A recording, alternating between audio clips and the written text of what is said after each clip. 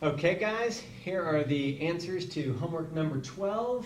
Right, I scratched out number 13 and put number 12 in.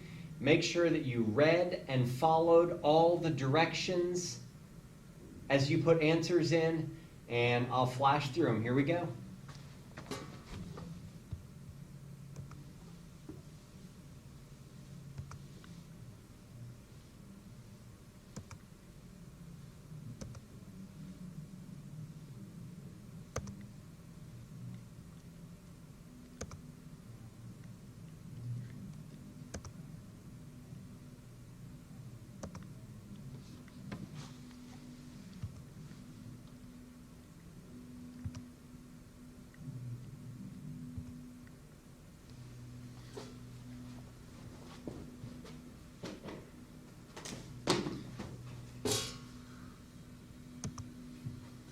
All right, so let me give you the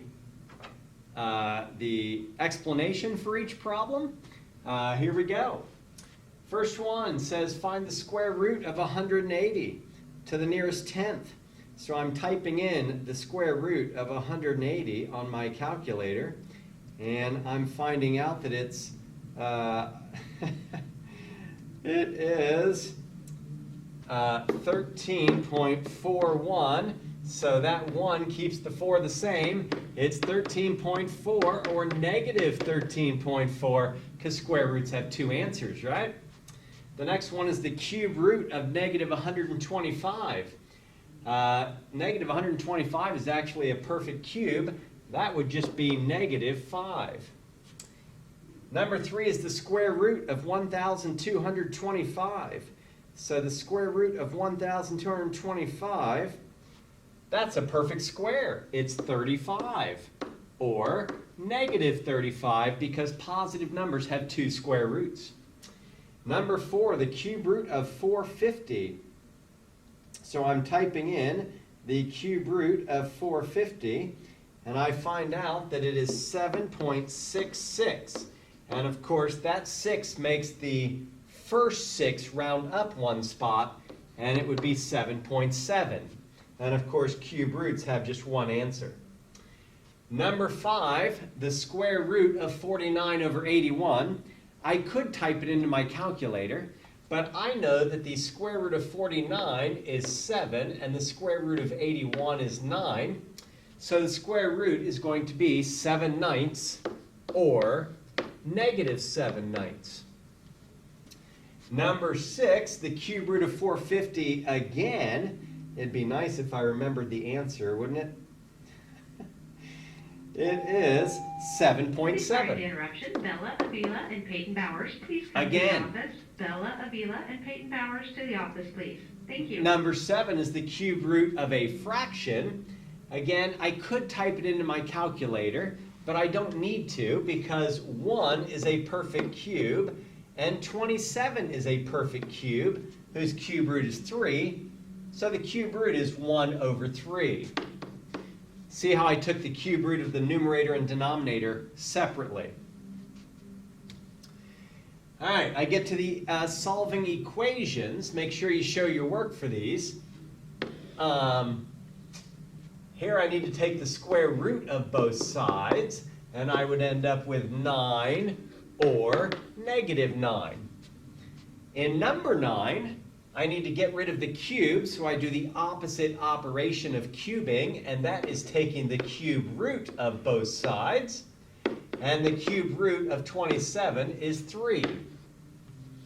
In number 10, I need to get rid of the square, so I do the opposite operation. I take the square root of both sides, and the square root of 38 is 6.16. It says round to the nearest tenth, so that would make the 1 round up, and it would be 6.2 or negative 6.2 because square roots have two answers. Number 11, again, I'm solving for p, so I need to get rid of the square. I would get rid of the square by doing the opposite operation. I would take the square root of both sides.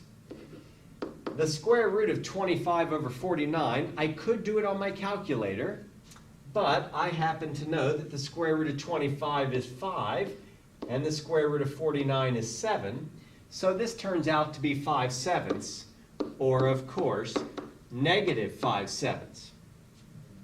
And number 12, there are 3 things to get the x by itself. First, I need to subtract 3 from both sides. That gets the 2x squared by itself. Then I need to divide both sides by 2. That gets the x squared by itself. And then to get rid of the square, I do the opposite operation. I take the square root of both sides. And that gets the x by itself. And I end up with x equals 6 or negative 6. Number 13, I need to get rid of the cube to get the n by itself. To get rid of the cube, you would do the opposite operation of cubing. That would be to take the cube root of both sides. And so I would need to take the cube root of 150. And that turns out to be 5.31. So that tells me keep the 3 the same, and it would be 5.3. And here again, to get the n by itself, I have 3 numbers to get rid of. First, I would get rid of the 24 by adding 24 to both sides. That gets the 7n to the third by itself. And 851 plus 24 is 875. Then I would get rid of the 7 by doing the opposite of multiplying by 7, which of course is dividing by 7.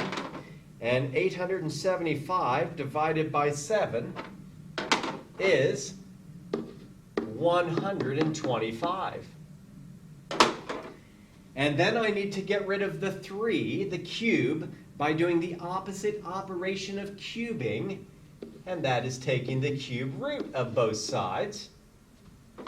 And the cube root of 125 is 5. This takes me to the exponents. In number 19, I would use the power to a power property, which says multiply the exponents together, and I would get 6 to the 20th. In number 21, I would need to apply this exponent to each thing in parentheses, giving me x to the third to the fifth over 7 to the fifth. But then I would need to do the power to a power to simplify that. And of course, that means multiply the exponents together, 3 times 5. And that gives me x to the 15th over 7 to the 5th. Number 21 is a multiplication problem. To multiply, we multiply the coefficients together, 3 times 6. But when we're multiplying, we add the exponents. So the x to the 7th and the x to the 4th gives me x to the 11th. Number 22, again, it's a multiplication problem. So all I do is keep the same base, don't make it 64, and I add the exponents. This is actually 14/8 being multiplied together. When I'm dividing, I can either subtract the exponents and get y to the negative 6th, but then I would need to make the negative into a positive by doing the reciprocal. The reciprocal of y is 1 over y, and that would give me my final answer. Or most of us like to say, all right, 9y's on top and 15y's on the bottom. I would cancel out the y's, and there would still be 6 left on the bottom when I cancel out all 9 on top. And so, oops. So I would end up with 6y's on the bottom, and the only thing left on top is the coefficient 1. In number 24, I need to take, right, a negative exponent means take the reciprocal of the base. So I take the reciprocal of 7, which is 1 over 7, and that turns the exponent positive. In number 25, I could use either rule. I could subtract the exponents, and this one's a nice one, so I probably would do that. 11 minus 6 is 5, and this would be 13 to the 5th. Or I could say there's 11 13s on top and 6 13s on the bottom. So that is going to be 5 13s on top over 1, which is just 13 to the 5th. Number 26, I know that anything to the 0 power equals 1. So this thing really equals 1, and I have 17 times 1 instead of 17 times w to the 0. And of course 17 times 1 is 17. In number 27, I'm dividing. So first I need to reduce the coefficients, 4 over 28. 4 over 28 reduces to 1 over 7. You're either doing that on your calculator or you're finding a number that goes into both of them. 4 goes into 4 once and 4 goes into 28 7 times. With the variables, you handle each variable separately. With the m's, you have 8 of them on the bottom and 3 of them on the top, right?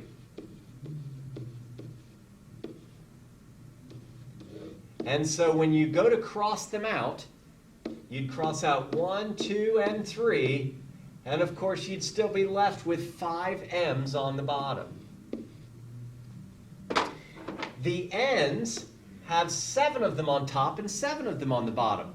So they all cancel out.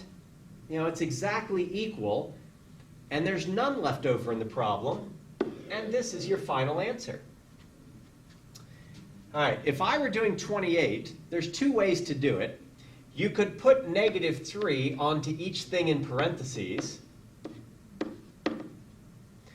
and then, since they each have a negative, they both need to move to the opposite spot in the fraction.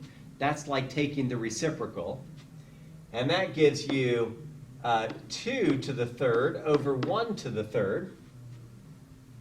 And that equals 8 over 1, or just 8. Now, I probably wouldn't have done that for this one. I probably would have said, this has a negative exponent.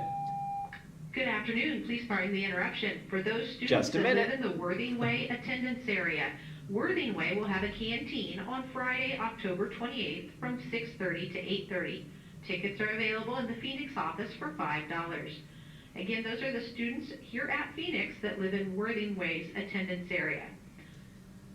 So, Also, at the break, Oriana Krieg and Grace Cummings, please come to the office. Oriana and Grace to the office at the break, please. Thank you. so I would take the 1/2, which is the base, and I would take its reciprocal, and that would turn the exponent positive. Well, the reciprocal of 1/2 is 2 over 1, or just 2. So by taking the reciprocal of the base, the exponent now turns positive, and I have 2 to the 3rd power, which is 8 as well. Number 29 is a multiplication problem. So I'm just going to multiply the coefficients, -7 times 5, and get -35. But I'm going to add the exponents, and this would be y to the 6th. Number 30, now I think I'm going to end there and I'll come back later. All right, I am back to do number 30. Here we go. Number 30 is a difficult problem. Number 30 involves several steps. The first thing you need to do is you need to take care of this term by applying the exponent to each thing in the term. So this would be 2 to the 3rd, x squared to the 3rd. And that ends up being, of course, 2 to the 3rd is 8, and x squared to the 3rd is x to the 6th. And then, of course, you still have this 3x squared plus 6x to the 7th times 2x. All right, so first we took care of the exponent. Now we're going to take care of the multiplying. I need to multiply these two things together and multiply these two things together. When you multiply the coefficients. So 8 times 3 is 24. And when you multiply, you add the exponents. So I have 6x's and 2x's. Multiplied together, that would be 8x's. Plus, over here, to multiply, I multiply the coefficients. 6 times 2 is 12. But I add the exponents. 7x's on this first one and 1x on the second one gives me 8x's multiplied together. And lastly, because these two guys are both x to the 8th, it makes them like terms, and we can add them together. And when you add like terms together, all right, you don't change the exponents.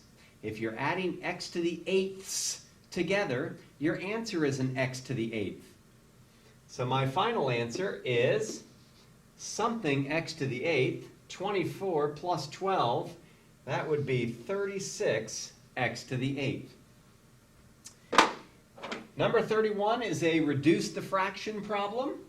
I reduce the fraction by first reducing the coefficient, 6 over 28. Again, your calculator can do this for you, or you can just reduce it by hand. Both of these are divisible by 2, so I could reduce this to 3 over 14. 2 goes into 6 3 times, and 2 goes into 28 14 times. I then handle all of the variables separately. Let's start with the m's.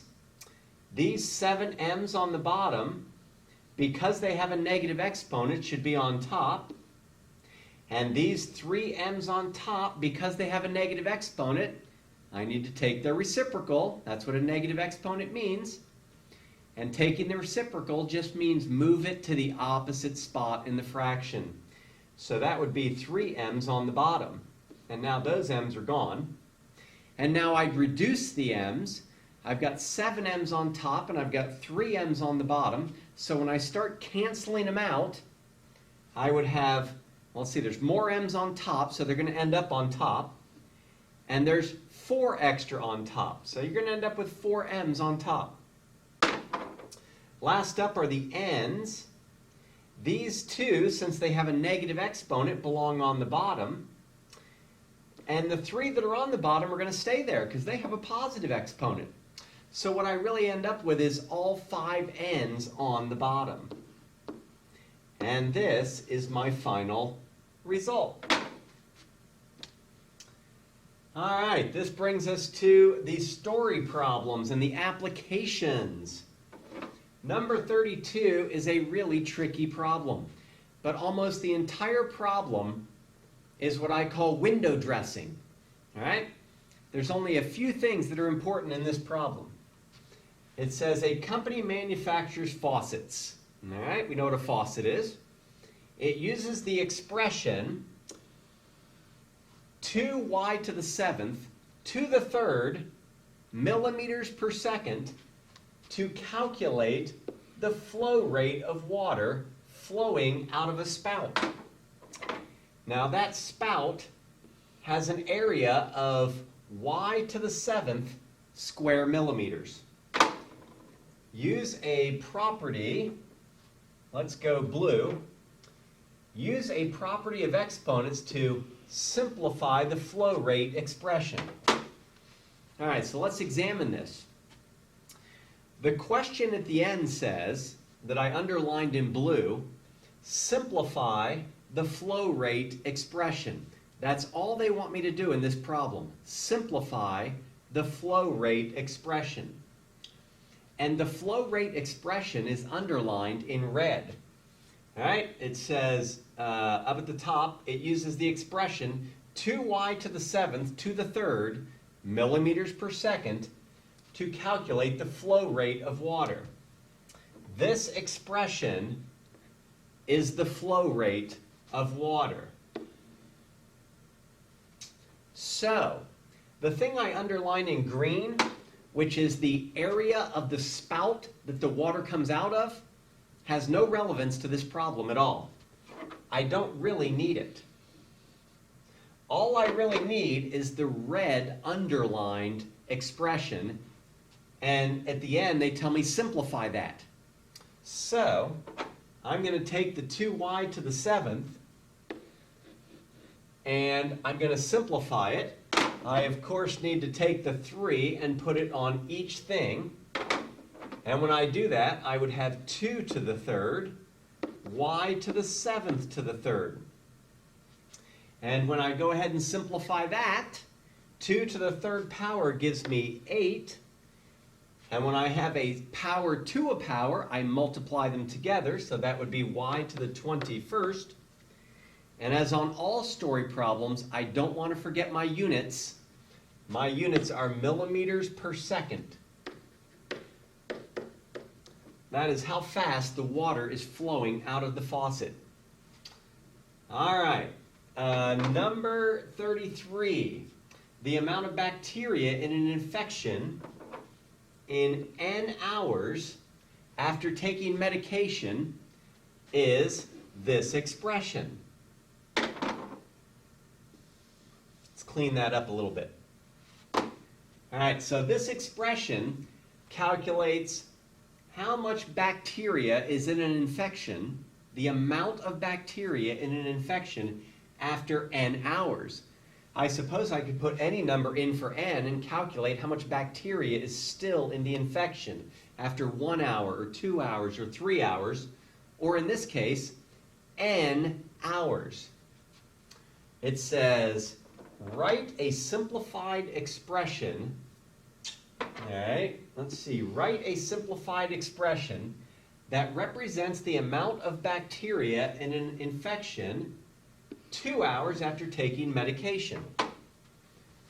All right, so it wants me to take this expression and simplify it, but not with the exponent of n.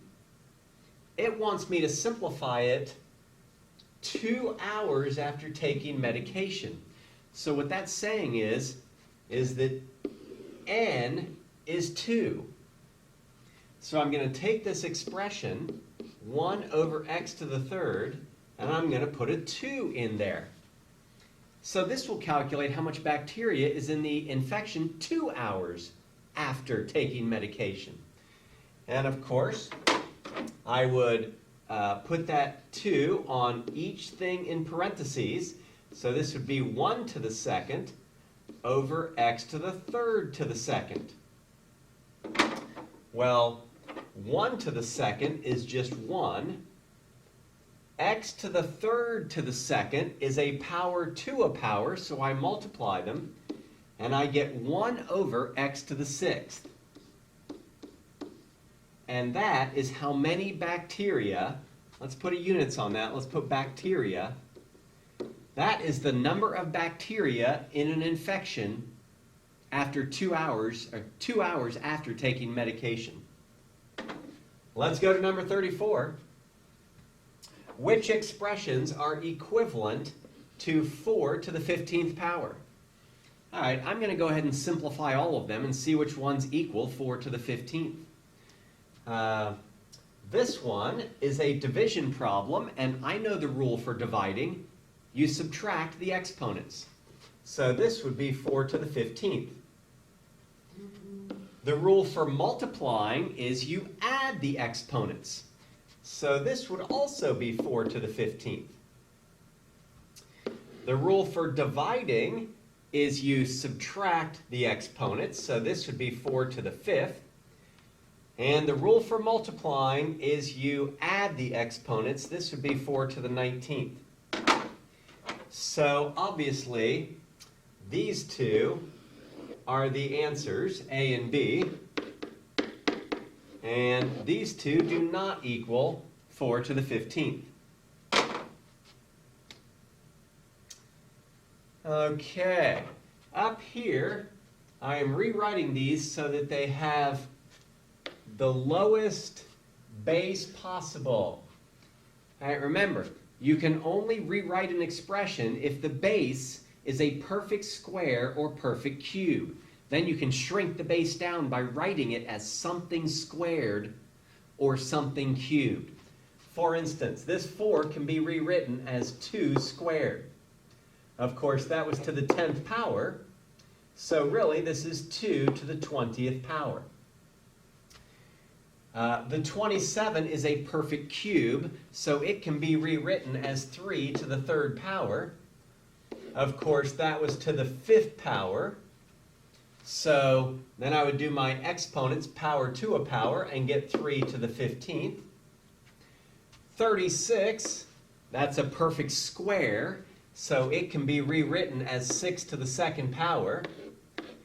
But then I need to put the exponent that was on the 36, that's the 3. And so this would be 6 to the 2nd to the 3rd power, which would be 6 to the 6th. When I do a power to a power, I multiply them together, right? 38. Let's see. For this, I need to simplify these as much as possible. Again, if the base is a perfect square or perfect cube, I will rewrite it.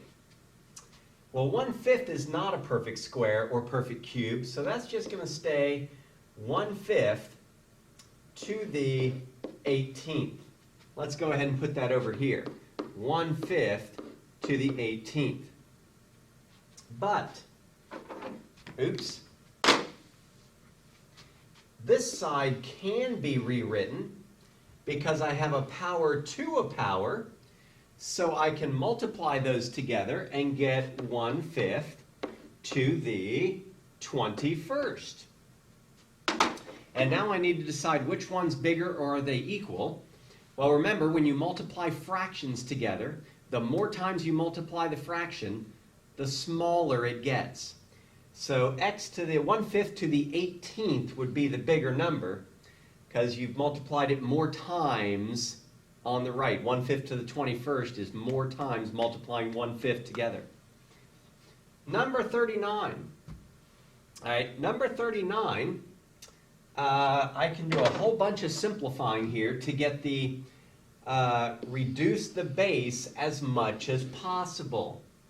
16 can be rewritten as 4 to the 2nd power. And of course, that is to the 4th power then, right?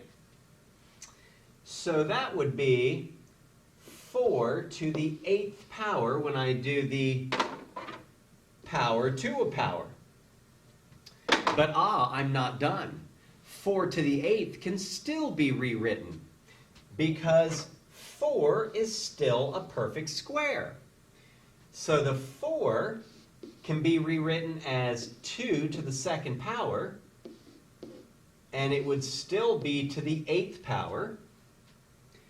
And that gives me 2 to the 16th power. All right, what about the other side? Well, this guy cannot be rewritten. 2 is not a perfect square or perfect cube. But 8 is. 8 can be rewritten as 2 cubed because it's a perfect cube. And of course, that is to the 4th power. So that ends up being 2 to the 12th power when I do the power to a power, 3 times 4. And then I need to bring this guy down, 2 to the 5th, and multiply those together. And when you multiply those together, you add their exponents, giving you 2 to the 17th power. And now we know 2 to the 17th is bigger than 2 to the 16th, right? Here we go. All right. This is all about recognizing whether the expression is positive or negative or 0. Let's examine this one. This expression represents the area of a square. And they are asking us for what values of n is the expression reasonable. Well, that word reasonable means, what works for this expression? What are the possible values for this expression? And the thing is that the area of a square must be positive. Area cannot be negative, and it cannot be 0. Area must be positive. So what you're really being asked here is, what values of n make this expression positive? All right? I like to take this and rewrite it as -4 times n to the 7th. Now, I want this to be a positive expression, but the -4 is negative, and I am multiplying that times n to the 7th. If this is going to be a positive expression, I need n to the 7th to be negative, so that when I multiply a negative times a negative, this whole thing ends up positive. What numbers would cause n to the 7th to be negative? Let's look. If n was 0, would n to the 7th end up negative? No, it would be 0. That is not the answer. If n is a positive number, would n to the 7th end up negative?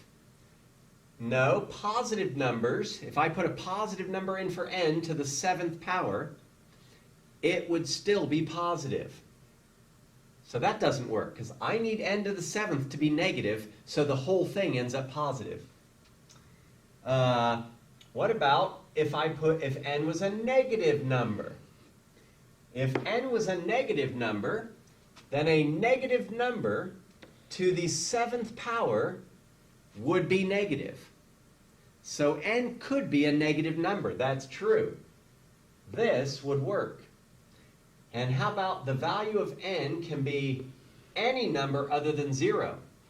No, it can't be. It can't be positive, because then this doesn't work. The whole thing doesn't end up positive.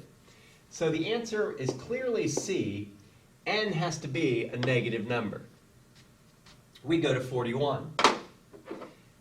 The distance from home to school. Okay, distance, again, distance must be positive. Distance cannot be negative. Can be represented by the expression 5x to the 12th. Okay, so 5x to the 12th is a distance, right? It's the distance from home to school. For what values of x is the expression 5x to the 12th reasonable? Well, again, what they're saying is, what values of x make this positive? Because the only values that are reasonable are those that are positive, because this thing is a distance, and distance can only be positive. So let's look. I like to rewrite this thing again as 5 times x to the 12th. And if I want this thing to be positive, well, this is already positive. The 5 is positive. And I'm multiplying it times x to the 12th. And if I want this to be positive, I need x to the 12th to be positive also. If x to the 12th was negative, it wouldn't work.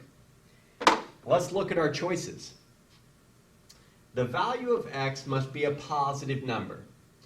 Well, if x was a positive number, then x to the 12th would be positive, and this would work. So yes, x could be a positive number. How about B? The value of x must be a negative number. Well, if x was a negative number, and I put a negative number in for x, but I did it to the 12th power, we've learned that a negative number to an even exponent is positive. So I could put a negative number in for 12, because a negative number to an even exponent does end up positive. All right? So x could also be negative. Now, I don't like this word must. It doesn't have to be negative, because it could be positive, we already saw. And it doesn't have to be positive, because now we've seen it could be negative. Let's look at example C. Example C, x can be any integer. Well, it certainly could be any positive number, and it could be any negative number. I'm not sure it has to be an integer. Maybe it could be a fraction. And the big problem here is it cannot be 0.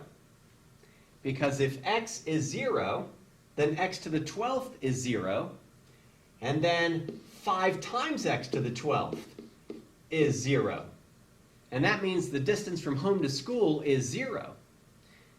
Now I suppose if you live at school, sometimes I think I do, then maybe it could be 0. But I think we're assuming you cannot live at school, so any integer does not work because 0 is an integer and 0 does not work. And this brings us to letter D. The value of x can be any non-zero number. Ooh, I kind of like that. It can be positive, it can be negative, it could be a fraction, that doesn't matter, it just can't be 0. I think D is definitely the best choice.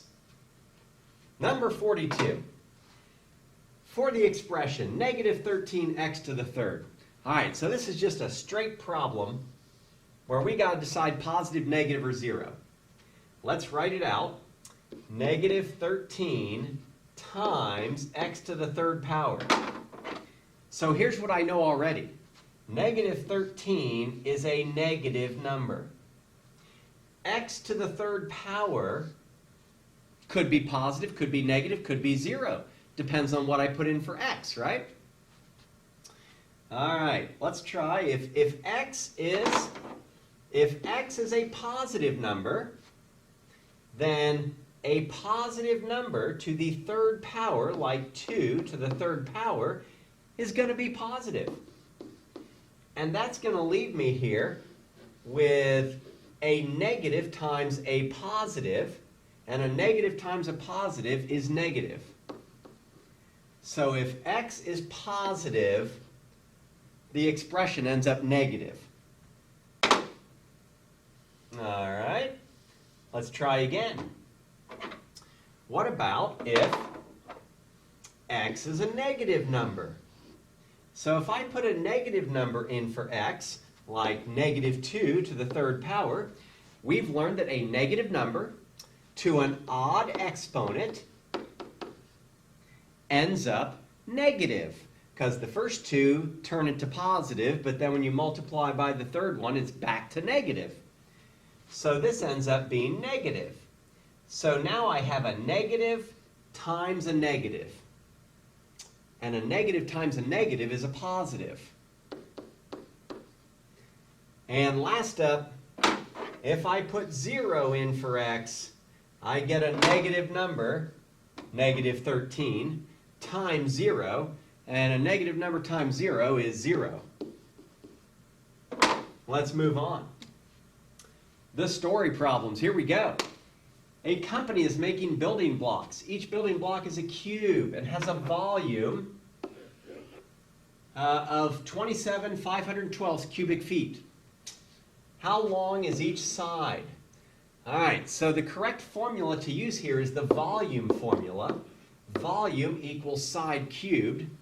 And in this problem, I have been given the volume. This is the volume. So I'm going to substitute that into the volume formula for the volume. And now I can solve for each side length, the s. And to solve that, I would need to get rid of this cube so the s can be by itself.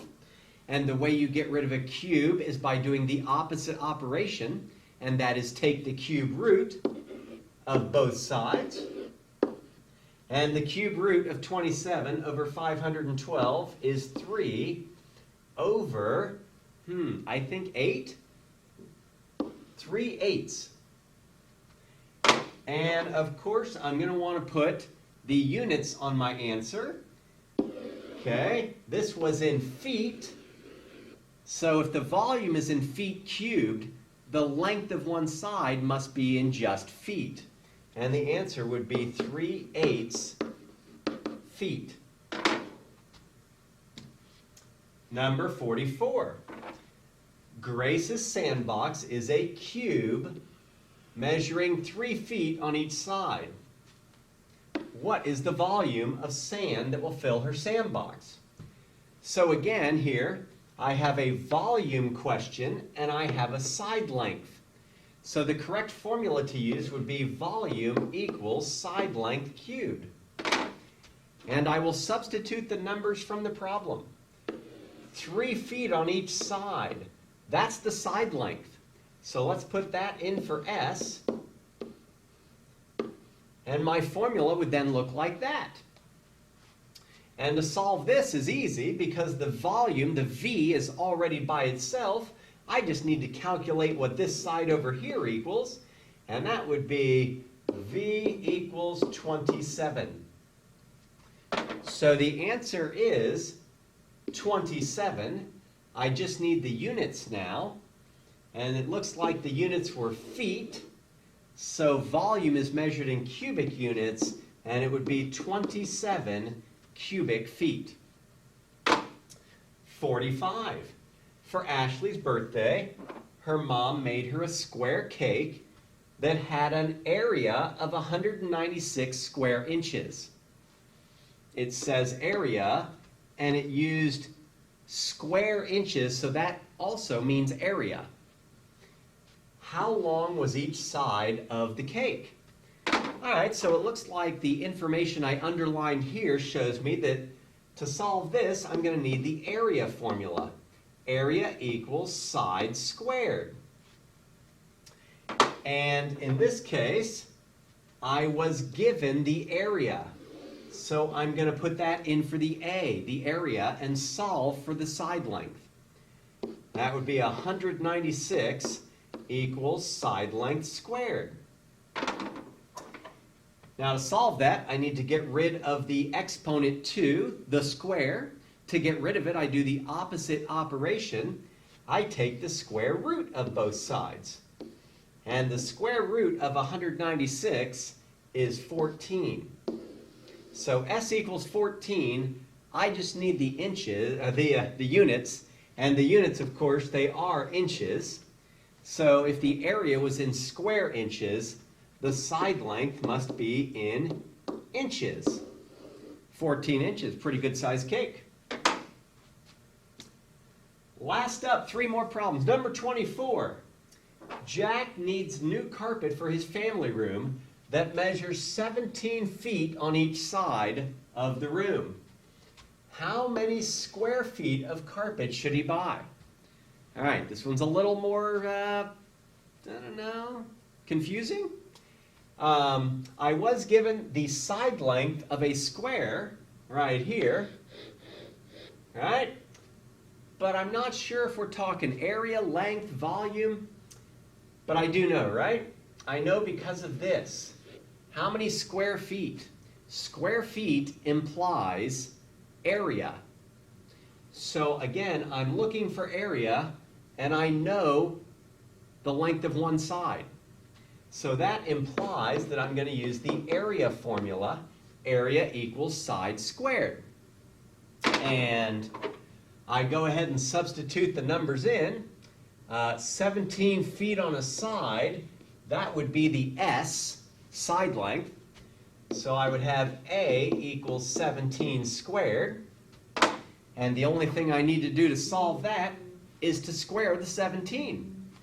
So this is going to be A equals 256. Is it 289?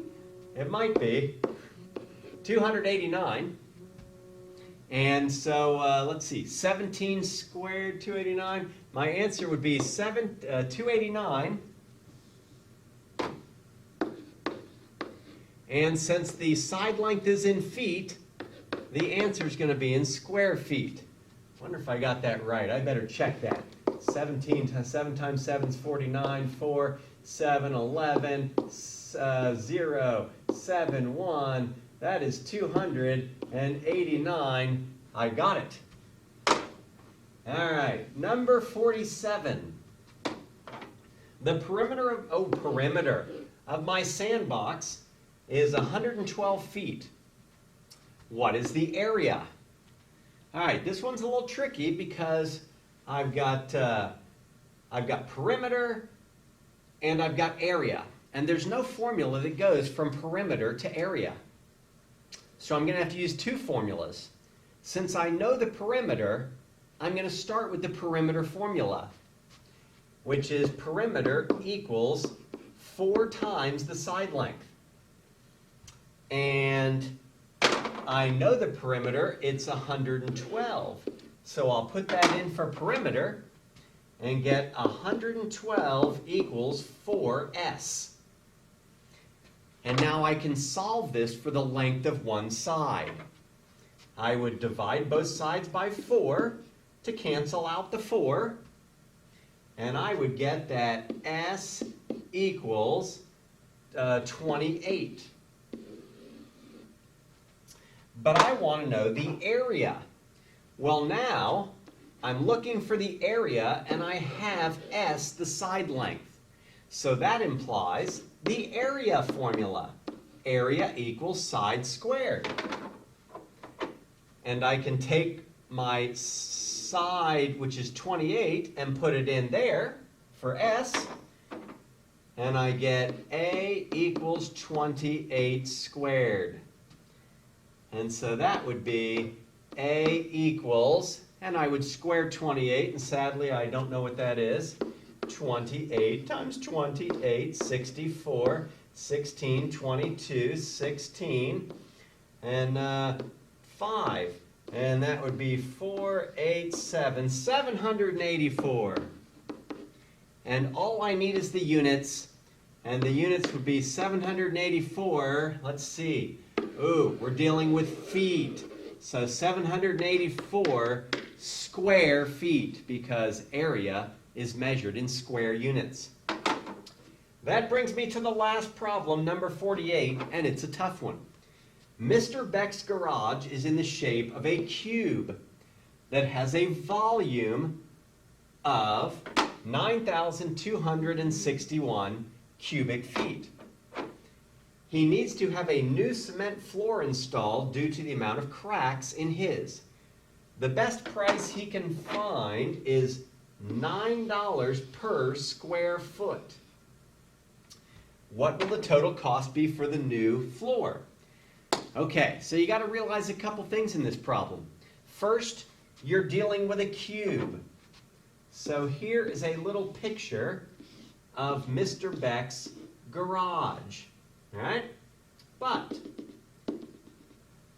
in the end, all we really care about is the floor of the garage.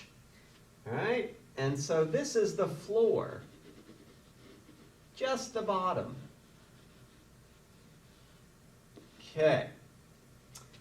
Now, it looks like that he's going to fix the floor, and it costs $9 per square foot. Square foot's a good clue, because square foot is talking about area. I need the area of the floor of his garage, so I can then calculate the price to fix it. Well, to get the area, of course, I need the side length. And I don't know the side length. All I know is the volume. So it sounds like I'm going to have to take the volume formula, which is volume equals side cubed, and I'm going to substitute this in for the volume and calculate the side length, then take the side length and calculate the area, then take the area and calculate the cost. Mercy. All right, so first let's put this in for volume. 9,261 equals side cubed. And I'm going to have to calculate that. So, to solve this, I need to get rid of the cube. And to get rid of the cube, I need to do the opposite operation. That's take the cube root of both sides. I need the cube root of 9,261. And that is 21. So S equals 21. That is the side length of his garage. So now I can take that number over here and put it in for side length and calculate the area. The area would be equal to 21 squared. And so that means the area would be equal to 441. Let me check that, but I'm pretty sure that's 21 squared. Now, area is measured in square feet, so that's 441 square feet. Now that I have that, I can go back here and calculate the cost, because I know it's $9 per square foot.